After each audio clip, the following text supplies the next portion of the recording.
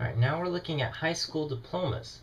It says, in a simple random sample of 1,500 young Americans, so we're looking at 1,500 randomly sampled Americans. It says 87% have a high school diploma.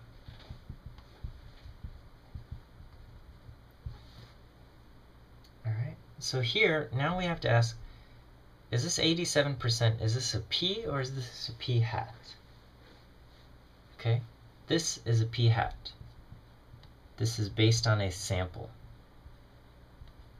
This 87% is based on a sample. It's not the true proportion. We don't know what the true proportion of young Americans that have high school diplomas.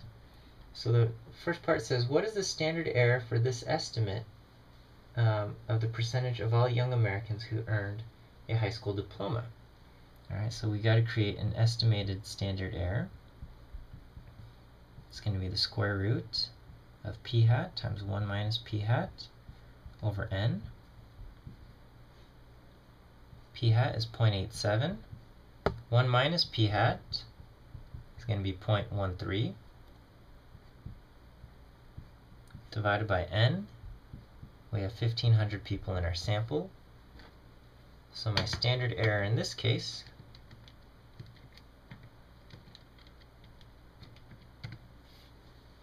0.00868.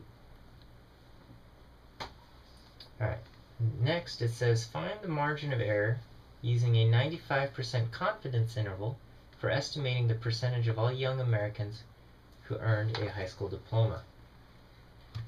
Okay, so now I want to create a margin of error for a 95% confidence interval.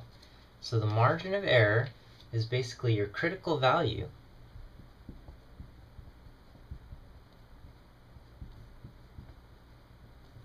is equal to your critical value times the standard error. All right, so for a 95% confidence interval, the critical value that we use is 1.96. So I'm going to do 1.96 times my standard error, which is 0.00868.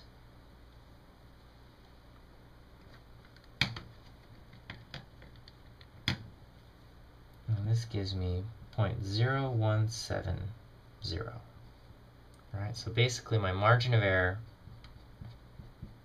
is equal to 1.7%, or 0.0170.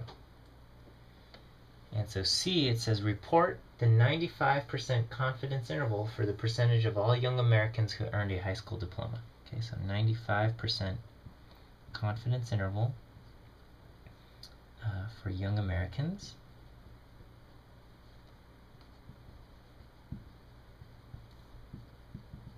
With a high school diploma.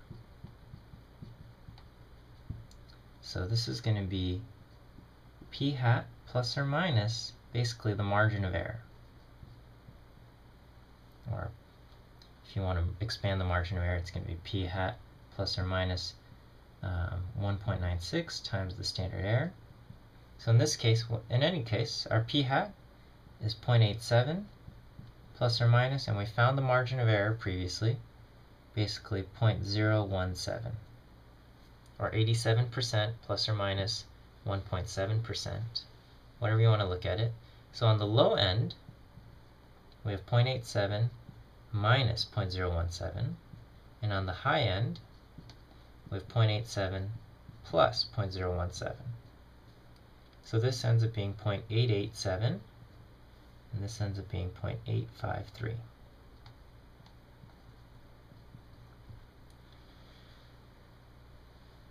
All right, so here our 95% confidence interval is 85.3% to 88.7%.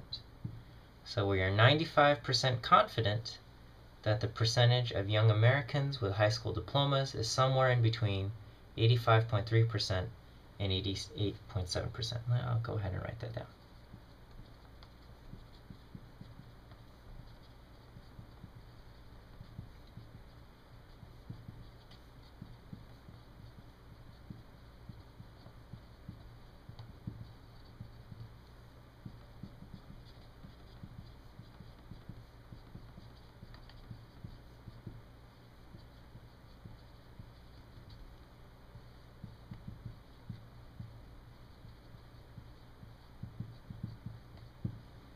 Alright, so that's the answer to part C.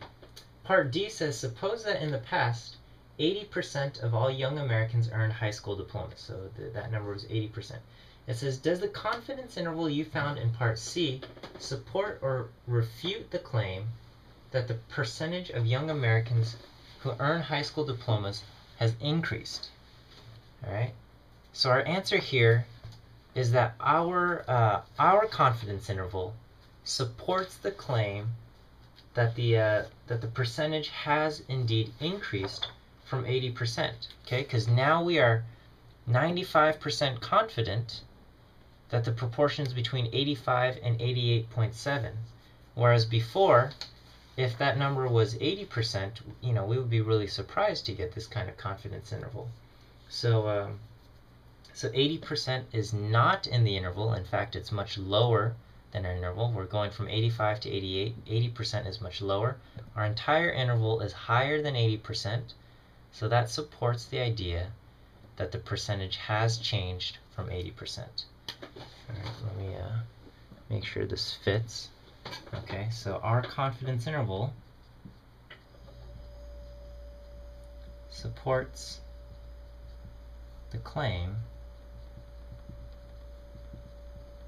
that the percentage has increased from 80%.